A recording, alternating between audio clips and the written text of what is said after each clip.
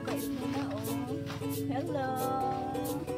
Ang dami kong anak. Hi! Mag-hi kayo doon sa Philippines Adventure High. Sige, hi kayo. Okay, kami, anong lugar ko? Merienda. Baka pwede tayo Pilipinas ng magpalang po. Malaki na. Malaki yung mga tatlo, apat, siguro patlo. Yan ako ba ito? Mag-merienda.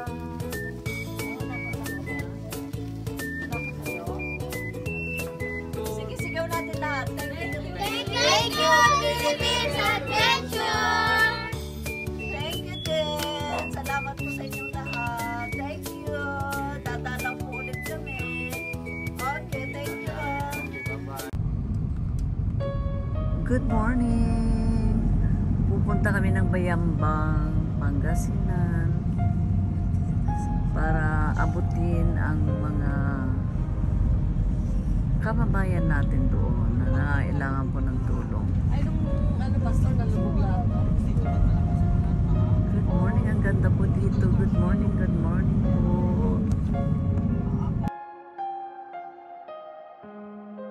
Oh, may babait nila, oh.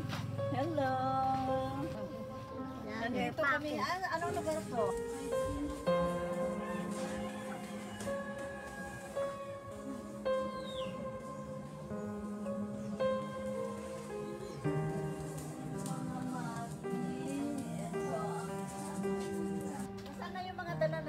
Mamaya daw. Kung nasaan tayo, nalilito ko kami. Nandito kami ngayon sa... O sige, sabihin nyo. Kasi nasa vlog tayo. Bungato is Bayambang, Pangasinan.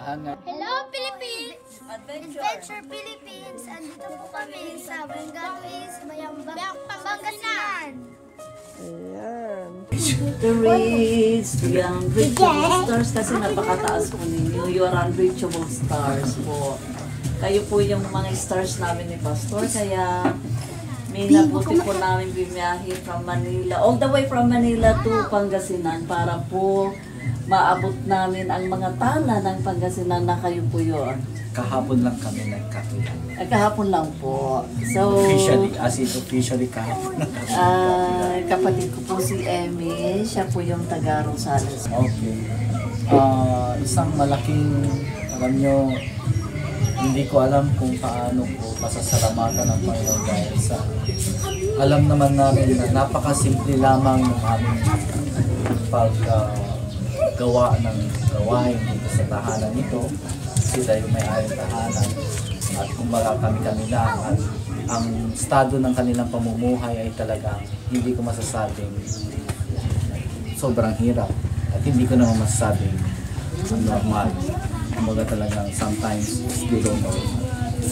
Ako'y nagpapasalamat sa Panginoon sa Philippine Adventures ng Alex Santos. Alex Castro na nag-meet kami. Ito ay talagang kumbaga walang aksidente sa harapan ng Panginoon. At ako'y nagpapasalamat sa Panginoon dahil ito yung oportunidad na makilala talaga kung sino yung mga tinuturuan namin. Ako po ay dating OFW. Maganda po ang trabaho ko po sa abroad. Pero umuwi po ako sa Pilipinas dahil inutusan ako ng Panginoon na umuwi para abutin yung mga taong talagang nangangailangan ng makapakinig ng katotohanan. Nais ko po ipakilala sa inyo, mamaya dadalhin namin kayo sa kanilang mga tahanan para makita niyo talaga yung kanilang pamumuhay. At kung sino yung inaabot namin na tinuturuan. Hindi kami naghahabol ng kung ano. Ang mahalaga sa amin ay maabot ang lahat ng tao at walang pili. Kaya mamaya ipapakilala ko po sa inyo kung saan sila nakatira para malaman niyo po talaga na ito ang totoong buhay ng mga totoong tao. Amen! Kumakanta nga kayo. Sample yung kanta natin sa church. 1, 2, 3. Kanta nga tayo. Sige na. Naiiyas. Ano yung pinagtatanong ni Pastor ng mga songs natin?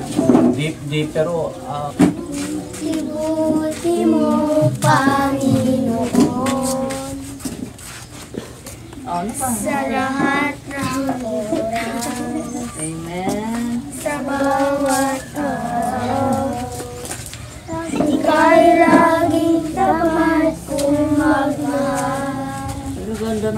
boses ng mga angel. Ang iyong kaawa ay magpawalang hanggan. Pinupunin, sinasamba kita. Dakilang Diyos at Panginoon. Tunay na ika'y walang katulad. Tunay na ika'y hindi magbabago. Mabuti ang Diyos na sa akin ay nagmamahal. Mabuti ang Diyos na sa akin ay nagmamahal.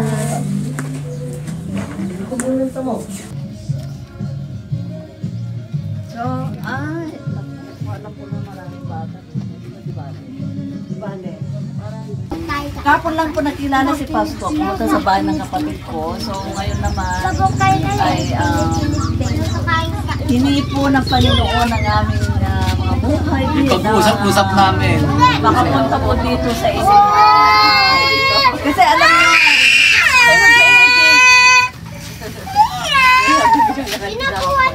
anong kinuha? Soft drinks? Oh. So, soft drinks mo? Ayun, bigyan mo. palagay ko itong pagkakataon na to ay ang Panginoon po ang kumilos. Ano, Pastor? Amen. Para madala po kami dito. Merienda.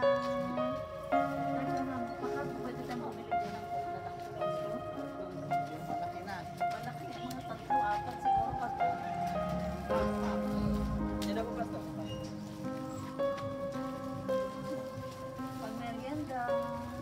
Ano dapat sa kanya? Wala ka sa'yo? Merienda. Ano pang wala?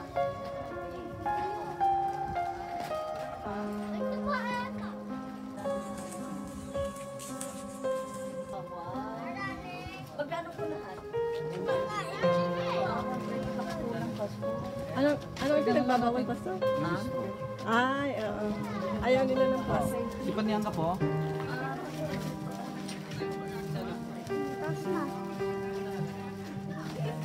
Pilip.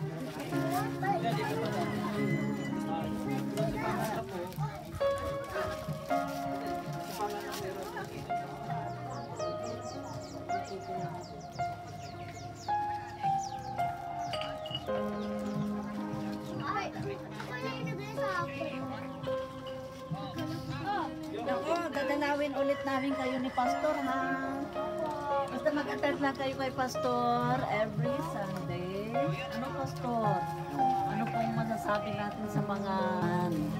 Kaya maganda po na sa Panginoon tayo palagi, di ba po, Pastor? Pasensya na kayo, sila ulit at saka si Rita ang pinaka-priority muna dahil alam niyo naman ang kalagayan. Pero kasi, ano lang po kasi to, yung parang kahapon lang kami nagkakilala ni Pastor, so naisipan namin po dumalo dito. Wala po kami, hindi po nakahanda kasi more on tourism kami pumunta ng Pangasinan. So next time po, na pagbalik po namin dito ay matitiyak ko po lahat, Pastor, na nabibiyayaan po lahat ng po natin. Sasabihin ko lang sa iyo, Opo. kasi pag sinabi mo lahat, Thank you, Philippines Adventure! Thank you din. Salamat po sa inyong lahat. Thank you. Okay. Dadalaw po ulit kami.